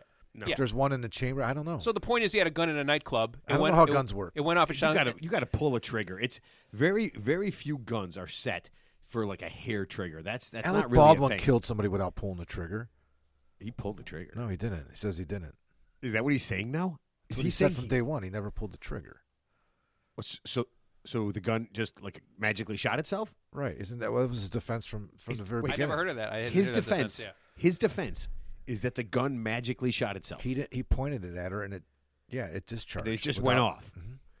Oh my! I wonder how many chicks he knocked up, and then he said he's like, I didn't. Yeah, I didn't. I mean, I could be wrong. That's how I remember it from years. You're kidding, right? I didn't hear that. No. I think he said he didn't even pull the trigger or something like that. That's the Plaxico Burress defense. Yeah. Yeah. Obviously, so the point is, Plaxico Burress got in a shitload of trouble, and I think that was like the beginning of the end of his career because he was a pretty decent wide receiver. I think that was the end of his career. He was at the end of his career. Yeah. But I'm just saying, but that's not luck. That's just poor choices he made, and those choices had consequences. So when isn't that what luck is? So when little Osama bin Obama, left his machine gun in the car, Osama left his machine gun in the car, that's a choice he made to bring a machine gun, and as a consequence of accidentally forgetting. Have you been to New York? Which part? Any part. I wouldn't even go to New York without a machine gun. Good point. Yeah. I don't want like an automatic weapon or semi-automatic weapon. I want an automatic weapon if I'm in New York. I'm not playing around. Yeah. I mean his songs are a little violent, but and he did do some other bad things. I mean, he probably has the rapper. I'm sure he's got enemies on the street, right? You get those rappers who usually have like feuds with each other, kind of like when Biggie Smalls and the West Coast versus East Coast. That's not as big a thing anymore. Yeah. Okay. Yeah, that was really blown. But I'm sure he's pissed off somebody along the way, to get where he is, and he's probably one of those guys who's a confrontational guy when he goes out in public. Got his posse with him, right? One of those guys. I don't know. Looking for trouble. I just know his music. Yeah. Yeah, and it's very. His music is a little violent. Let's assume where there's smoke, there's fire. So so it's not luck. It's just basically he made a choice, and that choice had consequences because he screwed up. Right? It's not luck. So. I don't know. I think it's bad. Bad luck would be if he's in the car without the machine gun and he's driving along and somebody threw a machine gun in the open window and it happened to land on his lap, and just at that moment police stopped the rideshare. Yes. And then he said, "This isn't my machine gun. Someone just threw it in the window." Sure. Even though no fingerprints were on it. Yeah. That would be bad luck. Okay. That's bad luck. Okay, Ted. You know what? You are 100% right. Yeah. You know what? I've changed my mind. Yeah. It was what Lil Zay did. Was just poor choices. Poor choices. But if you got busted because someone threw a machine gun in an open window in a rideshare car that you were at, and you got pulled over at that time, and busted for the machine gun that wasn't yours, that's bad luck. That's bad luck. And Alec Baldwin is saying that without pulling the trigger, the weapon discharged. That's bad luck. That would be bad if assuming it was true. assuming it was true. So he's the first person on the planet to ever point a gun at someone without pulling the trigger and just have it go off. That was his initial defense. He said, I would never point a gun at somebody and pull the trigger. I would never intentionally point a gun and fire and pull the trigger. Right. And so he said, I guess he did half of that, and then the rest of it happened on its own. Because he did point the gun at her, because the gun didn't point itself. Yeah. So he said he would never point it and pull the trigger. Wait, we don't know that he did. Did the gun point itself? If the gun can shoot itself, the gun can point itself. Right. Yeah. So here is this bad. Here is this. And the gun could load itself. Right. Oh my God. Right. So this is a movie. This is like. Did you ever see the movie where the tire? Beauty and the Beast? Is this like Beauty and the Beast, where the candlestick's alive and the gun's alive? So there's a movie. The gun loans itself. The candlestick lights itself. Jackson and I watched a movie about a tire that killed people. Yeah. I'm not. It's the worst movie of all time. I don't remember. It's called like Rubber or something like that. Where the rubber meets the road. Yes, I don't know what it is. Okay, but what if this was a murder gun? And it was like, okay, so here it is. It's a gun, right? And a bad guy dies next to the gun, and his soul goes into the gun. And then the gun loads itself, forces Alec Baldwin to point it, and just shoots. So it's like Chucky, but instead of a doll, it's a gun. Gunny. Gunny. Gunner. Gunner the gun. You know, I just thought about something. You're talking about death. We lost Carl Weathers this week too. Oh, his name was Chubbs. He calling him Chubbs or something. That was a character he played. Ted. Oh, okay, yeah. Yeah, that was a. Wait, you didn't see not Waterboy. Billy. God. No, what the fuck is the name of that movie where he's the playing, golf? Yeah, where he's playing the golfer. Oh, okay. Oh my not God. Not Billy Madison, but what's it? Is I don't know. I haven't seen him. This Adam Sandler movie, right? Yeah, I haven't seen those movies. Okay, I didn't know. Wait, Yeah, I didn't know that was never Chubbs. seen No. Wait, hold on. We're gonna edit it. You've never seen that movie? Holy shit! I can't believe I can't remember that. Yeah, It's I not remember. Waterboy. No, it's the one where he's the hockey player and he runs up to the ball and he hits the ball. And Bob Barker's in the movie. What's that movie Bob called? Barker. Yeah, The Price is Wrong. Bitch. Exactly. Yeah, but I forgot. Yeah. I forgot he was in that movie. Oh, So because I only man. seen it like once. I'll tell you what. I love Carl. One of my favorite things. Happy Gilmore. Happy Gilmore. Yeah. One of my favorite Carl Weathers things is I think it's in Rocky 2, when they do the fight at the end of the movie, and Rocky goes, we need a bell. And Carl Weathers goes, ding, ding. Yeah, and then they go to punch each other. I mean, that is great stuff. He was man. good, and he did a lot. You know, Carl Weathers in the last I don't know how many years, but 10 years, he's done a lot of voiceover on cartoons and Oh, stuff. I didn't know that. I Yeah. didn't know that. Really? Oh yeah, he was in a couple cartoons. Which one I'm thinking of? I don't remember anyway, but Here, let me ask you Yeah, this. we can't remember anything. I can't right now. Here, Was it Happy Gilmore? Contagious. No. Yeah, I'll bring up one thing. So let me ask you this. Is this bad luck? So Yes. a woman in Michigan is the first parent in the United States to get convicted of her son who committed a school shooting. She's actually the first parent to be held accountable for her son's actions. So she's facing 15 to 60 years in prison for manslaughter for not, connecting the dots and stopping him and Ted. just, There's nothing bad. There's no bad luck about that. Yeah, but I'm saying She deserves whatever she right, got. but it's bad luck for her that she's the first kind of test case in the United States. Yeah, but obviously. But did you hear? There's a bunch of trials going on though right Yeah. now. Yeah. The Highland There's Park one. two other ones. Yeah, but- the father got convicted, but not of that. He got convicted for getting his son a FOID card 3 years earlier for his son, who who was obviously mentally disturbed. Yeah. So he got convicted of something, but not to an extent this woman, because this woman's going to serve prison for at least a decade plus. So And and the husband's on trial next. So yeah, he's going down too. So this is so funny. The husband and wife went on trial, different trials, separately. Yeah. And then this is their defense, ready? She blamed him for the whole thing, and his defense was going to be to blame her. No, I'm serious. Yeah. That was so during the whole thing, she basically shit all over him and said that it was his fault, her husband's fault, for not taking care of this. That she didn't have anything to do with it. She shouldn't be blamed. Except the part where she took him to the shooting range the day before and let him fire the gun so he can get good at it. She forgot that part. Ted, Yeah. you want your kids to be good at stuff, Exactly. right? Hey, how did Carl Weathers die? I never heard. Old age. Heart stopped. Yeah, Old age. He was in great shape. I think he was sick. Oh, I think okay. He was like sick. 76, right? He wasn't Yeah, young. yeah. But I told you he's going to be in a ton of commercials next weekend. He's doing that. Yeah, how do you do that? He's doing it. AI? No, he's still in them. They filmed them already. Yeah, Those commercials yeah. have been filmed for weeks. Yeah, but I mean, is that in good taste? I don't know, but I mean, they've you know how they do the lead-ins, you know? Right. Yeah. Yeah, They've been no, leading you into it sent now. Me that, yeah. Well, the one is about the Gronk thing where he kicks the football. Oh, that's right. That's right. He's the coach in the Gronk because Gronk's going to Yeah. kick this field goal. Oh, so Gronk kicks the field goal and Carl Weathers kicks the butt. I don't know. Oh, I didn't know it was Carl Weathers in that commercial because I saw that commercial where Yeah. yeah, okay. He Yeah. played the. It was the regular show. He played the basketball king, the god of basketball in the regular show. Dude, he's awesome in it. What? Yeah, regular show is a cartoon that me and my kids love forever. I still watch it actually. But he's like, you better listen to your friend Mordecai. It's about to get real up in here. Mordecai was like Children of the Corn. That is the only name I think of. Mordecai when I and think of Rigby. Mordecai, I think of Children of the Corn. Wow. Yeah. Every time you talk, I learn so much more about you. Honestly. It's The like you're- cartoon. it's like you're an the onion. We're just cartoon peeling that away my layers. son and I watch. You read. What was it Habit Loop? No, it's called. That's not what it's called though. It's not called Habit Loop. It's called Trigger or something? no. Did I write it down wrong? I wrote down Habit. No, Loop. she just say Habit Loop. Habit Loop and Atomic Habits. Yeah, That's the book Atomic that's the Habits book is the she new mentioned, one. the She new said. yeah. What was it? What was the one you guys read? Habit Loop. That's the name No, of the- that's not the. No, Oh, I wrote. oh. It's called The Power of Habit. Charles Duhigg. Power of okay. Habit. Okay. The Power of Habit. I can't remember what book she mentioned. She mentioned Atomic Habits. But she yeah, say, that's a new one. Atomic Habits. Oh, that's James Clear. Okay, that's a Yeah. different book. Yeah. Yeah. That's a different book. I'm sorry.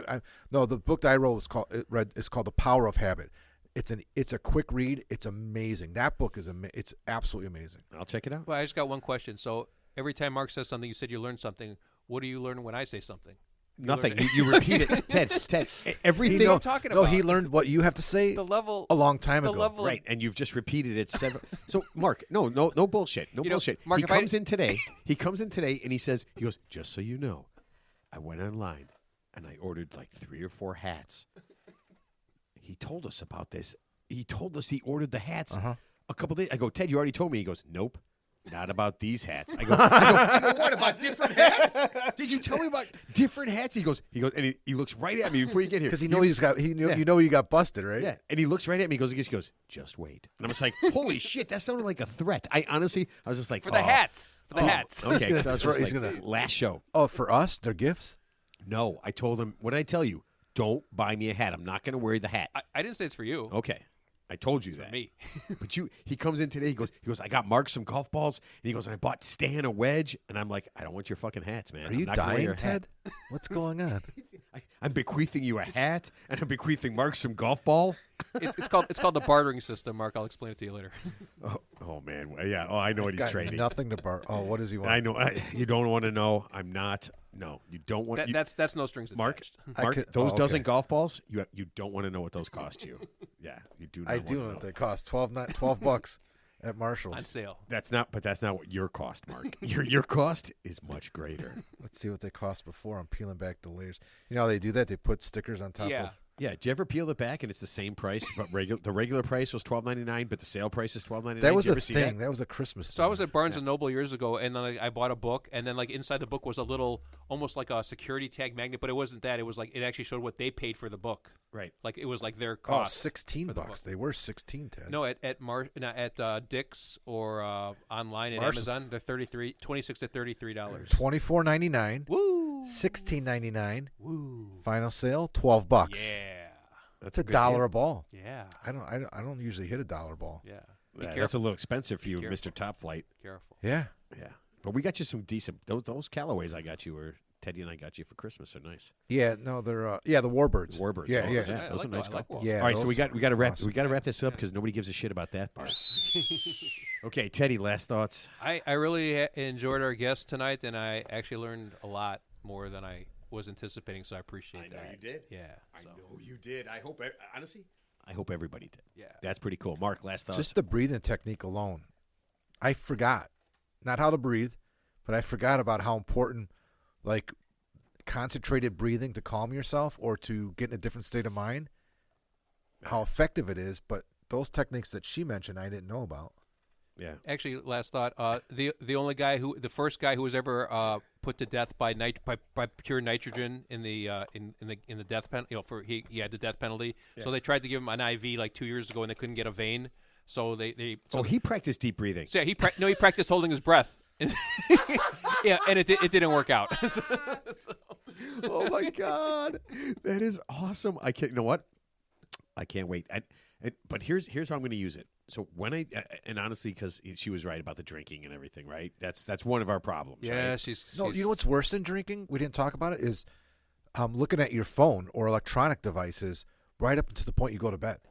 I don't know. 'Cause I can fall asleep pretty easily. I can It's- too, but I think It's the waking up at like 3 when I take a piss Then you that can't. gets me. Oh, So, okay, yeah. but if I could lay in bed and not do anything with my phone, not do anything, but just do like 2 minutes of breathing, yeah, that would be. I think that would help me like to get back to get bed back- because you had to get up. get back to sleep. Yeah. get back to sleep. Yeah. So Mark is taking the golf balls out, and here's the These weird are different. thing. Here's the weird thing. I want to smell them. I love the smell I'm not of gonna lie, brand new. They golf smell like balls. cigarettes. What? No, they don't. No, they don't. But they I'll, don't I'll have any smell them scent. later. Yes, they do. I guarantee. To me, they do. I think I'm hyper smelly too. You manufacture smells that you don't smell. I probably do. You do. I do. You see something, you're like, oh, that smells good. It was like the movie The Sixth Sense or something. You see, So I bought a shitload of soaps like during Amazon Prime days when everything was half Oh, you price. did? I like smoke. I bought a like soap. shitload of different smelling soaps. Oh, I like those. Yeah, I can't walk by the soaps in Whole Foods. Oh yeah, I can't love walk those. by that thing without buying soap. Yeah, I I like- love I that. like So on Scented Amazon candles, days, you bought a bunch of soap. I bought a ton of different Scent- soaps, scented and I candles, just I I like got those, I got yeah. like 4 of them in the shower, Ooh. and each one I do one of these. I don't feel. That's the one I want. Yeah. That's what I want to smell like for just a little bit today. Lavender, Now we know No, what. no, oh no, sandalwood, Wait, sandalwood. Okay, way better. Yeah, surf and surf and turf. turf. Yeah, that too. Surf and sea. Surf and turf. Yeah. That's what I want to smell like every time. Surf and turf. Yeah. All right.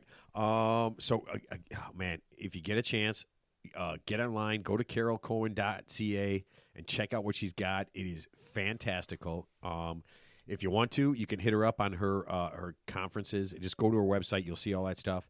Let's see. Next week, whenever we're there, Tuesday, Wednesday, whatever day we're doing it, no guest. And then the following Monday, February 19th, we are going to have Alistair Bonet, who wrote a book called Unruly Places. And I have been listening to it because luckily it's an audio book. It makes it Is it easier. a nonfiction or fiction? Nonfiction. Oh, it's all about geography. Oh my God. Oh, this is okay. You didn't say This that. is a geography. This is a geography. guy. guy. This is a Okay. geography guy? Okay. Absolutely. I've only listened to the first 40 minutes of it. Absolutely fantastic. Yeah. Really? Yeah. I don't want to ruin it, but he talks about an island that is on a map everywhere, all over the place, and never existed. Huh. That's the first thing he talks about. Is literally an island on a map that was on a map until just a few years ago.